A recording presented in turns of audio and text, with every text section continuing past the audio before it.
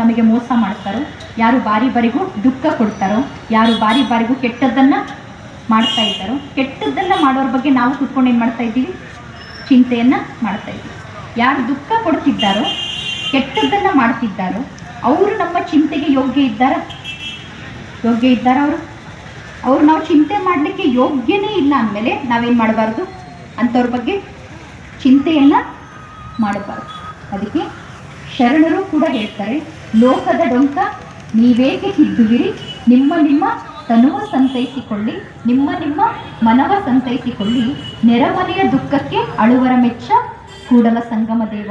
ಬಸವಣ್ಣನವರೇ ಹೇಳ್ತಾರೆ, ಲೋಕದ ಡೊಂಕನ್ನು ನೀವು ಯಾಕೆ ತಿದ್ದಕ್ಕೆ ಹೋಗ್ತೀರಾ? ನಾವೆಲ್ಲ ಟ್ರೈ ಮಾಡ್ತಿರೋದು ಯಾವುದನ್ನು, ಬೆಳಗ್ಗೆಯಿಂದ ರಾತ್ರಿವರೆಗೂ ಬರೀ ಬೇರೆಯವ್ರನ್ನ ತಿದ್ದಲಿಕ್ಕೆ ಪ್ರಯತ್ನ ಪಡ್ತೀವಿ, ಬೇರೆಯವ್ರನ್ನ ಚೇಂಜ್ ಮಾಡಲಿಕ್ಕೆ ಪ್ರಯತ್ನ ಪಡ್ತೀವಿ.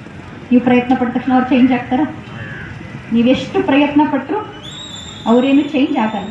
ಅವ್ರನ್ನ ಚೇಂಜ್ ಮಾಡಲಿಕ್ಕೆ ಪ್ರಯತ್ನ ಪಡ್ತಾ ನಾವು ಯಾವಾಗಲೂ ಏನಾಗಿರ್ತೀವಿ, ದುಃಖಿಗಳೇ ಆಗಿರ್ತೀವಿ. ನಿಮ್ಮೆಲ್ಲರಿಗೂ ಅನುಭವ ಇದೆ. ನಿಮ್ಮ ಮನೇಲಿ ಯಾರೋ ಒಬ್ಬರಂಥವ್ರು ಇರ್ತಾರೆ, ಅವರು ಸ್ವಲ್ಪ ತಪ್ಪನ್ನು ಮಾಡ್ತಿರ್ತಾರೆ. ನಿಮಗೆ ಪ್ರತಿಕ್ಷಣ ಒಂದೇ ಚಿಂತೆ, ಹೇಗಾದರೂ ಮಾಡಿ ಅವ್ರನ್ನೇನು ಮಾಡಬೇಕು, ಪರಿವರ್ತನೆ ಮಾಡಬೇಕು, ಚೇಂಜ್ ಮಾಡಬೇಕು ಅಂತ ಬೆಳಗ್ಗೆಯಿಂದ ರಾತ್ರಿವರೆಗೂ ಏನು ಮಾಡ್ತಿರ್ತೀರ? ಅವ್ರನ್ನ ಚೇಂಜ್ ಮಾಡಲಿಕ್ಕೋಸ್ಕರ ಒಂದು ಅವರಿಗೆ ಬುದ್ಧಿಯನ್ನು ಹೇಳ್ತೀರಾ, ಎರಡನೇದಾಗಿ ಅವರು ಚೇಂಜ್ ಆಗಲಿಲ್ಲ ಅಂದರೆ ಇಡೀ ದಿನ ಕುತ್ಕೊಂಡು ಅವ್ರ ಬಗ್ಗೆ ಚಿಂತೆಯನ್ನು ಮಾಡ್ತಿರ್ತೀರ.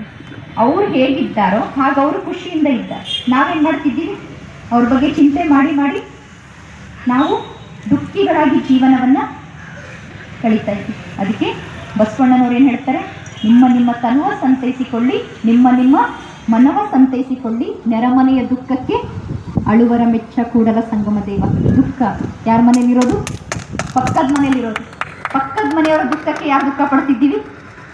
ನಾವು ಕುತ್ಕೊಂಡು ದುಃಖ ಪಡ್ತಿದ್ದೀವಿ. ನಮ್ಮ ಜೀವನದಲ್ಲಿ ಎಲ್ಲ ಕರೆಕ್ಟಾಗಿದೆ ಅಂದರೆ ನಾನು ಹೇಗಿರಬೇಕು, ಖುಷಿಯಲ್ಲಿ ಇರಬೇಕು. ನನಗೆ ಖುಷಿಯಲ್ಲಿ ಇರ್ಲಿಕ್ಕೆ ಆಗ್ತಾ ಇಲ್ಲ ಅಂದರೆ ನಾನೇನು ಮಾಡ್ತಾ ಇದ್ದೀನಿ, ಬೇರೆಯವ್ರನ್ನ ನೋಡಿ ದುಃಖವನ್ನು ಪಡ್ತಾ ಇದ್ದೀನಿ. ನಾವು ಬೇರೆಯವ್ರನ್ನ ನೋಡಿ ದುಃಖ ಪಟ್ಟ ತಕ್ಷಣ ಅವ್ರ ದುಃಖ ಏನಾದರೂ ಕಡಿಮೆ ಆಗ್ತದ? ನೀವು ಎಷ್ಟೇ ಬೇರೆಯವ್ರನ್ನ ನೋಡಿ ದುಃಖ ಪಟ್ಟರು ಅವ್ರ ದುಃಖ ಅಂತೂ ಕಡಿಮೆ ಆಗಲಿಕ್ಕೆ ಸಾಧ್ಯ ಇಲ್ಲ. ಅದಕ್ಕೆ ನಮಗೆ ಪರಮಾತ್ಮ ಶಾಂತಿ ಕೊಡ್ತೀನಿ ಅಂತ ಗುರುಗಳು ಅವನಿಗೆ ಹೇಳಿದ್ರು, ಕಣ್ಣು ಮುಚ್ಕೊಂಡು ಕುತ್ಕೋ, ತಲೆ ತುದಿಯಿಂದ ಕಾಲು ತುದಿಯವರೆಗೂ ಹುಡುಕು, ತಲೆ ತುದಿಯಿಂದ ಕಾಲು ತುದಿಯವರೆಗೆ ಎಲ್ಲಿ ಮನಸ್ಸು ಸಿಗ್ತದಲ್ಲ ಆ ಮನಸ್ಸನ್ನು ನನಗೆ ತೋರಿಸು, ನಾನೇನು ಮಾಡ್ತೀನಿ, ನಿನ್ನ ಮನಸ್ಸಿಗೆ ಶಾಂತಿ ಕೊಡ್ತೀನಿ ಅಂತ ಗುರುಗಳು ಹೇಳಿದರು. ಅವನು ಕಣ್ಣು ಮುಚ್ಕೊಂಡು ಕುತ್ಕೊಂಡ, ಹುಡುಕ್ಲಿಕ್ಕೆ ಸ್ಟಾರ್ಟ್ ಮಾಡ್ದ ಮನಸ್ಸು ಎಲ್ಲಿದೆ ಅಂತ. ನೀವೆಲ್ಲರೂ ಹೇಳ್ತಿರತ್ತಾನೆ